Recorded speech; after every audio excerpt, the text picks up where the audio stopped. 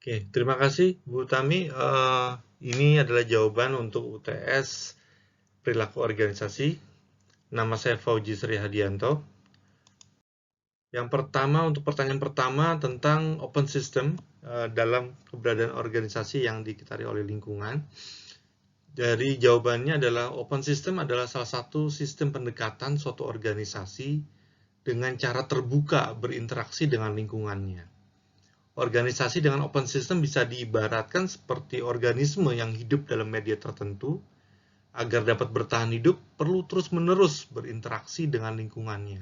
Seperti mengambil makanan dari lingkungannya, kemudian mengonversikannya, atau mengubahnya menjadi energi. Dan kemudian energi serta limbahnya dilepaskan kembali ke lingkungan. Nah, kalau kita lihat tuh seperti konsep input-output diagram di bawah ini. Saya bikin diagram sederhana di bawah ini.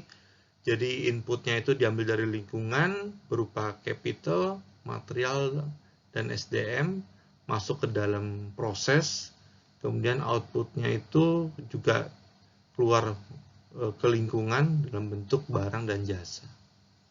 Ini sangat mudah dimengerti. Karena open system adalah sistem organisasi yang berhubungan dan terpengaruh dengan lingkungan luarnya, sehingga harus memiliki sistem pengendalian yang baik. Nah, pengendalian lingkungan dapat dilakukan dengan dua arah, yaitu organisasi dipengaruhi lingkungan, dan sebaliknya lingkungan dipengaruhi organisasi.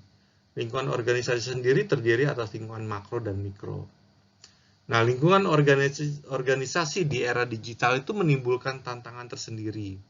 Ini saya juga merasakan sendiri di saat ini, karena membawa banyak perubahan di lingkungan.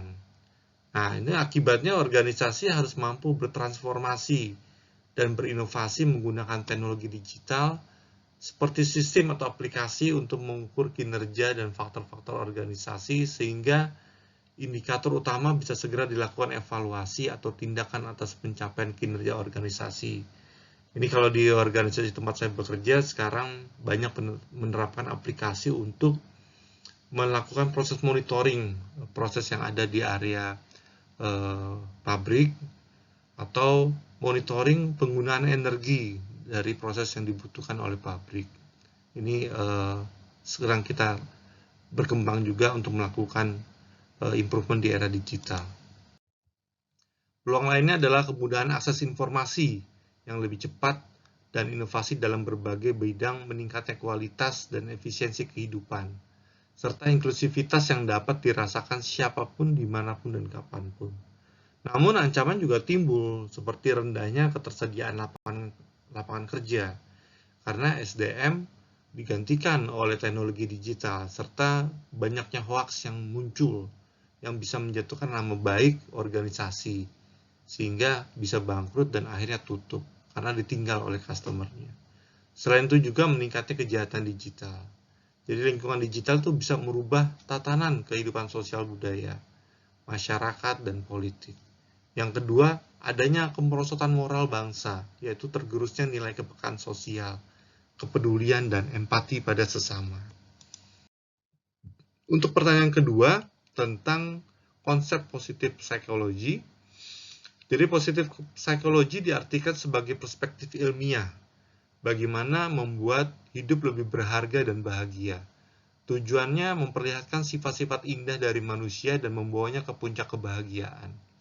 Dalam perspektif perilaku organisasi yang signifikan dipengaruhi positif psikologi adalah harapan, optimisme, ketabahan, dan kemampuan percaya diri. Nah, saya melihat variabel-variabel positif psikologi tersebut sangat bersifat positif, sangat bermanfaat bila dimainkan atau diimplementasikan di perilaku organisasi. Karena sifat itu sangat terbuka untuk pengembangan, perubahan manajemen untuk kinerja organisasi. Nah, karena perilaku organisasi yang difokuskan dengan positif psikologi dan evaluasi nilai menunjukkan bahwa sumber daya manusia dapat menjadi keunggulan kompetitif. Nah, inilah poinnya.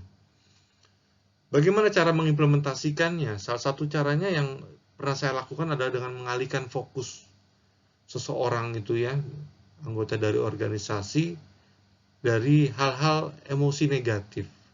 Kadang mereka punya masalah dan menyampaikan emosi negatif, dan itu selalu terbayang. Nah, itu kita coba mengalihkan fokus mereka ke hal yang positif dengan memberikan kejadian-kejadian yang baik, contoh-contoh yang baik, orang-orang yang sukses dalam bekerjanya, atau juga dengan menyampaikan pujian dan kritik serta mengevaluasi kinerja karyawan. Ini sangat efektif juga memberikan pujian, karena dari situ seseorang bisa termotivasi dan dapat berkembang. Hal lainnya adalah dengan mengidentifikasi skill-skill dan coping mechanism yang akan membantu seseorang melewati suatu tantangan atau kesulitan tertentu.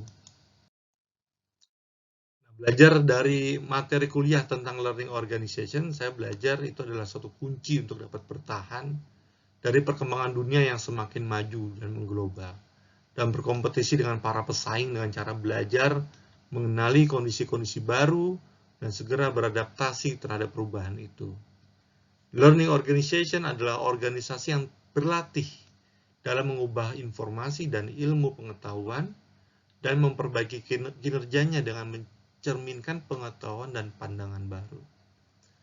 Nah, saya juga belajar dari materi kuliah Ibu kalau syarat learning organization adalah kemauan untuk berubah dan berbagi.